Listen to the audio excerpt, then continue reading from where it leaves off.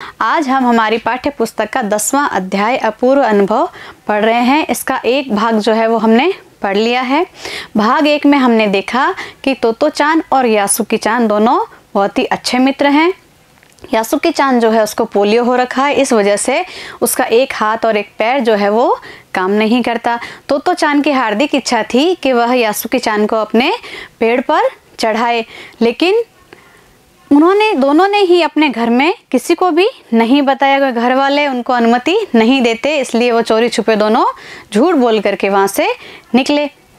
अब तोतो-चान ने यासुकी-चान को पेड़ पर चढ़ाने के लिए जो बगीचा था उसमें एक चौकीदार था, चौकीदार की झोंपड़ी जो थी उसमें से क्या लेके आई, एक सीढ़ी लाई, ताकि सीढ़ी के सहारे यासुकी-चान द्विशाखा तक पहुंच सके। लेकिन सीढ़ी उसने ला करके रख तो दी, यासुकी-चान जो था उसके शरीर में इतनी भी शक्ति नहीं थी कि वह सीढ़ी से एक या दूसरी सीढ़ी तक भी पहुंच सके। तो जैसे ही उसने पैर रखा उससे चढ़ा ही नहीं गया आगे, और वह निराश होकर के वापस वहीं से उतर गया और उसने कहा कि मैं तो शायद नहीं चढ़ पाऊंगा। ऐसा सोच करके वह निराश हो गया। अब तोतो-चान को बहुत ही दुख हुआ, तो उसने उसे हंसाने की कोशिश करी, लेकिन उसने हार नहीं मानी। आगे देखिए वो दोनों मिल करके क्या करते हैं। ठहरो, एक बात सूझी है। अब तोतो-चान को एक उपाय सूझा। वह फिर चौकीदार के छप्पर की ओर दौड़ी। वह पहले क्या लेके आई थी, सीढ़ी लेके आई थी। अब क्या है, सीढ़ी पर वो चढ़ नहीं पाया, तो दूसरी बार फिर वह चौकीदार की झोंपड़ी की तरफ भागी और हर एक चीज उलट पुलट कर देखने लगी।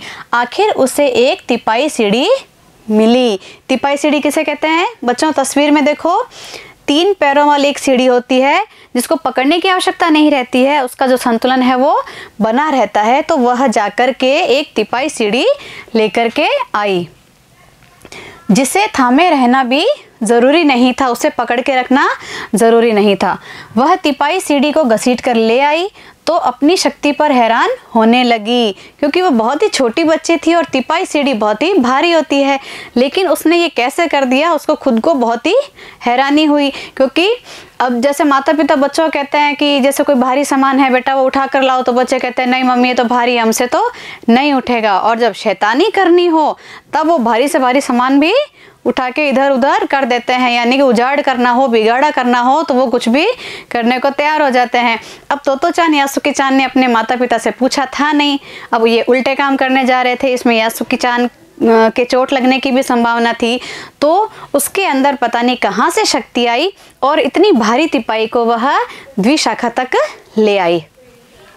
वह तिपाई सीढ़ी को घसीट कर ले आई तो अपनी शक्ति पर हैरान होने लगी। तिपाई की ऊपरी सीढ़ी द्विशाखा तक पहुंच रही थी। तिपाई की ऊंचाई इतनी थी, 6 फुट की थी, कि वो पेड़ तक पहुंच गई थी। देखो अब डरना मत, उसने बड़ी बहन की सी आवाज में कहा। अब तुम डरना मत, पहले सीढ़ी थी वो डर गया था, तो अब तिपाई लेकर के आइए, अब तुम बिल्कुल भी मत डरना, यह डगमगाएगी नहीं, यानी इसका संतुलन जो है वो बना रहेगा, ये बिल्कुल भी नहीं डगमगाएगी।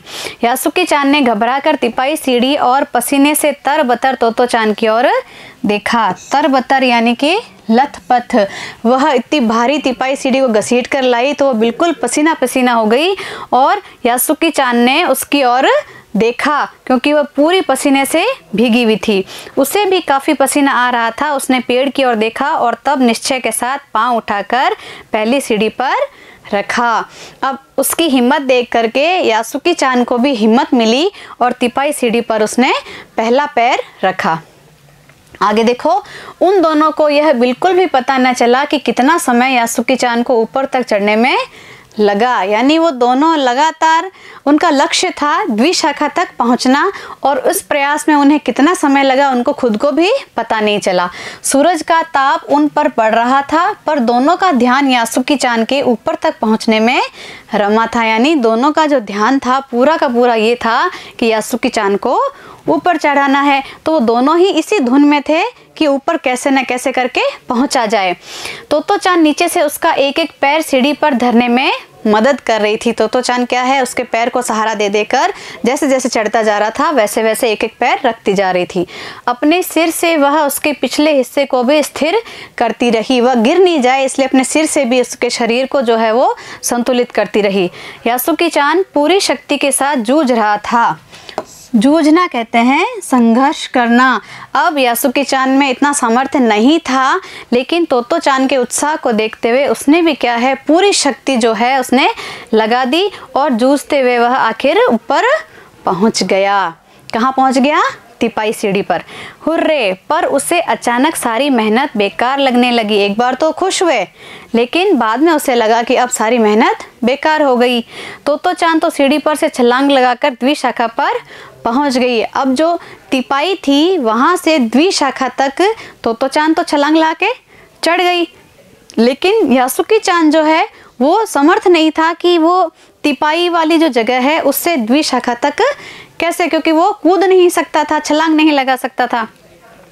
पर यासुकी चान को सीढ़ी से पेड़ पर लाने की हर कोशिश बेकार रही। उससे कहा कि तुम आने की कोशिश करो, लेकिन वह नहीं आ पा रहा था। आगे देखो, यासुकी चान सीढ़ी थामे तोतो चान की ओर ताकने लगा। अब वह सीढ़ी को पकड़े रहा, यानी वो डर गया था क्योंकि वो द्विशाखा तक नहीं जा पा रहा था। तो तोतो चान की ओर ताकने लगा। उसे लगा कि हमारी जो मेहनत है वो सारी बेकार गई। तोतो चान की रुलाई छूटने को हुई, यानी कि तोतो चान को रोना सा आ गया कि यहाँ तक आ गए, इतनी कोशिश करी, इतनी मेहनत करी, लेकिन उसका फल नहीं मिला। उसने चाहा था कि यासुकी चान को अपने पेड़ पर आमंत्रित कर तमाम नई नई चीज़ें दिखाए। वह उसे तिपाई पर नहीं, अपने पेड़ पर बिठाना चाह रही थी, और यासुकी चान जो है तिपाई पर ही बैठ गया था। वहां से वह पेड़ पर नहीं चढ़ पा रहा था। पर वह रोई नहीं, लेकिन वह नहीं रोई, उसने हिम्मत दिखाई, क्योंकि अगर वो रोती तो यासुकी चान की हिम्मत टूट जाती। तो उसने अपने आंसू रोक लिए और हिम्मत दिखाई। उसे डर था कि उसके रोने पर यासुकी चान भी रो पड़ेगा। उसने यासुकी चान का पोलियो से पिचकी और अकड़ी उंगलियों वाला हाथ अपने हाथ में थाम लिया। थाम लिया यानी कि पकड़ लिया। उसने उसका जो हाथ, पोलियो से ग्रस्त जो हाथ थे उसको पकड़ लिया।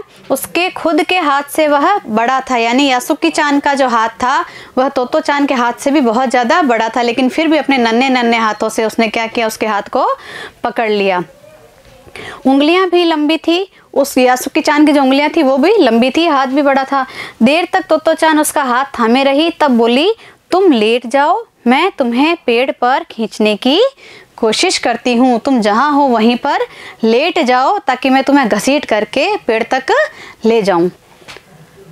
उस समय द्विशाखा पर खड़ी तोतो चान द्वारा यासुकी चान को पेड़ की ओर खींचते अगर कोई बड़ा देखता तो वह जरूर डर के मारे चीख उठता, यानी कि उसने बहुत ही शक्ति लगाई और यासुकी चान को पूरी ताकत के साथ पेड़ की तरफ खींचने की कोशिश करी। तो अगर कोई बड़ा देखता तो सच में डर जाता कि एक छोटी बच्ची जो है, पोलियो वाले बच्चा जो है, इसको पकड़ करके कैसे घसीट रही है, कैसे खींच रही है।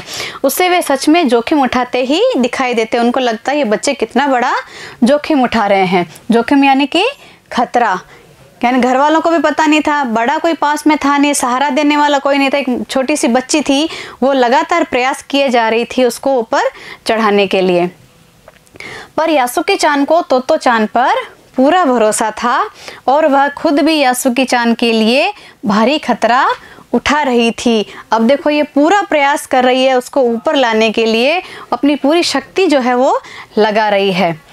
अपने नन्हे नन्हे हाथों से वह पूरी ताकत से यासुकी चान को खींचने लगी। बादल का एक बड़ा टुकड़ा बीच बीच में छाया करके उन्हें कड़कती धूप से बचा रहा था, यानी वो लगातार धूप में मेहनत कर रहे थे। तो ईश्वर को उस पर दया आई और एक बादल का जो टुकड़ा था वह बीच बीच में आकर के उन बच्चों पर क्या कर रहा था, छाया, ताकि उस गर्मी से उनको थोड़ी निजात मिले और उनके शरीर की जो ताकत है वो लगा सके आराम से। काफ़ी मेहनत के बाद दोनों आमने सामने पेड़ की द्विशाखा पर थे। आखिर तोतो चान ने अपनी मेहनत और लगन के साथ उसको अपनी द्विशाखा पर ले लिया।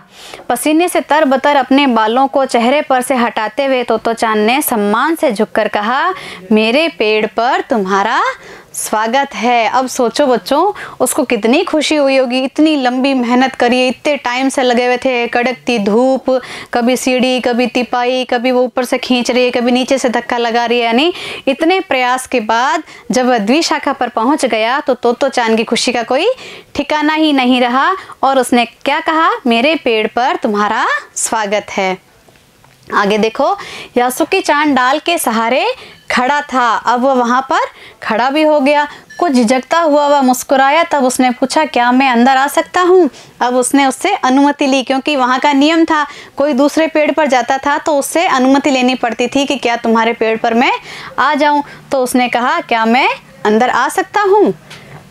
उस दिन यासुकी चान ने दुनिया की एक नई झलक देखी, यानी इतनी ऊंचाई पर वह पहली बार चढ़ा और नीचे से जो दृश्य था वो उसने पहली बार देखा, जिसे उसने पहले कभी ना देखा था। तो ऐसा होता है पेड़ पर चढ़ना, यानी उसके लिए अनुभव जो था वो अपूर्व था, यानी पहले से उसे इस तरह का अनुभव नहीं हुआ था। तो उसने खुश होते हुए क्या कहा कि क्या ऐसा होता है पेड़ पर चढ़ना।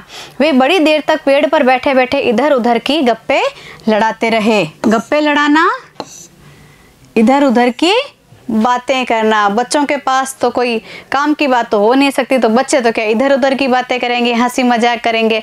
तो वो दोनों काफ़ी देर तक द्विशाखा पर बैठे रहे और इधर उधर की बातें करते रहे। आप देखिए इस चित्र के अंदर ये दोनों बैठे हैं आराम से और दोनों ऊपर से दृश्य देख रहे हैं और दोनों बहुत ही खुश नज़र आ रहे हैं।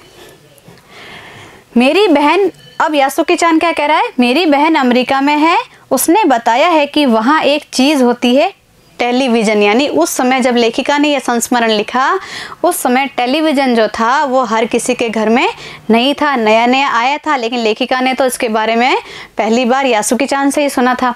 यासुकी चान उमंग से भरा बता रहा था। उमंग यानी कि चाह, यानी ये बहुत ही खुश होकर के चाह के साथ बता रहा था कि मेरी बहन जो है वो अमेरिका रहती है, उसने बताया कि वहाँ एक चीज़ होती है, उस चीज़ को कहते हैं टेलीविज़न, यानी जिसे हम टीवी कहते हैं। वह कहती है कि जब वह जापान में आ जाएगा तो हम घर बैठे बैठे ही सुमो कुश्ती देख सकेंगे। पहले क्या होता था, जब टीवी नहीं होता था तो जैसे कुश्ती देखनी है, कोई खेल देखना है तो आपको उस मैदान में जाना पड़ता था। लेकिन आजकल तो टेक्नोलॉजी ऐसी हो गई कि हम घर बैठे बहुत सारी चीज़ें देख सकते हैं। तो उस वक्त टेलीविज़न नया नया आया ही था, तो चान ने तो सुना भी नहीं था। यासुकी चान को उसकी बहन ने कहा कि जब जापान आएगा तो उसे घर बैठे ही सुमो कुश्ती दिखाएगी। वह कहती है कि टेलीविज़न एक डिब्बे जैसा होता है। उसकी बहन ने उसे बताया कि एक डिब्बे जैसा होता है, उसके अंदर ये पहलवान की कुश्ती वगैरह जो भी है खेलकूद वो हम देख सकते हैं। आगे देखो, तो चान उस समय यह तो ना समझ पाई कि यासुकी चान के लिए जो कहीं भी दूर तक चल नहीं सकता था, घर बैठे चीज़ों को देख लेने के क्या अर्थ होंगे। अब उसके दिमाग में ये नहीं चल रहा था कि भाई यासुकी चान हर जगह तो नहीं जा सकता, तो वो बैठे बैठे ही उस टेलीविज़न पर काफ़ी चीज़ें देख सकता है। उसके दिमाग में क्या आया, वह तो यही सोचती रही कि सुमो पहलवान घर में रखे किसी डिब्बे में कैसे समा जाएंगे। अब वो छोटी बच्ची थी, उससे इतनी समझ नहीं थी, वो तो ये सोच रही थी पहलवान उस छोटे डिब्बे में कैसे आएगा, फंस नहीं जाएगा। पहलवान तो कैसा होता है, बहुत ही मोटा होता है, उनका आकार तो बहुत बड़ा होता है। पर बात उसे बड़ी लुभावनी लगी। हालांकि आश्चर्य हुआ, लेकिन उसे वो बात सुनने में बड़ा ही मज़ा आया। लुभावनी यानी कि उसके दिल को बहुत ही अच्छी लगी वह बात। उन दिनों टेलीविज़न के बारे में कोई नहीं जानता था। पहल यासुकी चान ने ही तो चान को उसके बारे में बताया था। पेड़ मानो गीत गा रहे थे और दोनों बेहद खुश थे। बेहद यानी कि बहुत अधिक। दोनों की मेहनत जो है वो रंग लाई, इसलिए दोनों की खुशी का कोई भी ठिकाना नहीं था। यासुकी चान के लिए पेड़ पर चढ़ने का यह पहला और अंतिम मौका था। यासुकी चान को अब कोई भी पेड़ पर चढ़ाने वाला नहीं था, क्योंकि तो चान ने ही बहुत बड़ा खतरा मोल लेकर के उसकी यह इच्छा पूरी की थी। तो बच्चों, हमारा जो अध्याय है ये यहीं पर समाप्त होता है। आपने देखा कि दोनों ही बच्चों ने बहुत ही मेहनत करके, खतरा उठा करके उस पेड़ तक पहुंच गए थे। और तो चान को तो ये खुशी थी कि उसने यासुकी चान को पेड़ पर चढ़ा दिया, उसे बहुत ही आत्मसंतुष्टि मिली। और यासुकी चान को इस बात की खुशी थी कि वह शारीरिक असमर्थ होने के बाद भी प्रयासों के कारण उस पेड़ पर चढ़ पाया और ऊपर से उसने उस सुंदर दृश्य को देखा। तो दोनों ही अपनी मेहनत से बहुत ही खुश थे। तो बच्चों, अगला जो भाग है, भाग 3 अभ्यास प्रश्न वाला, उसमें मैं मिलती हूँ अगले वीडियो में। अध्याय जो है हमारा दोनों भागों में समाप्त हो चुका है। आप अध्याय पढ़ लेना अच्छे से, एक बार और दोहरान कर लेना। कठिन शब्द है ये आप अपनी कॉपी में उतार लेना। अगले वीडियो में अभ्यास प्रश्नों के साथ मिलती हूँ, तब तक के लिए आपसे विदा लेती हूँ। धन्यवाद।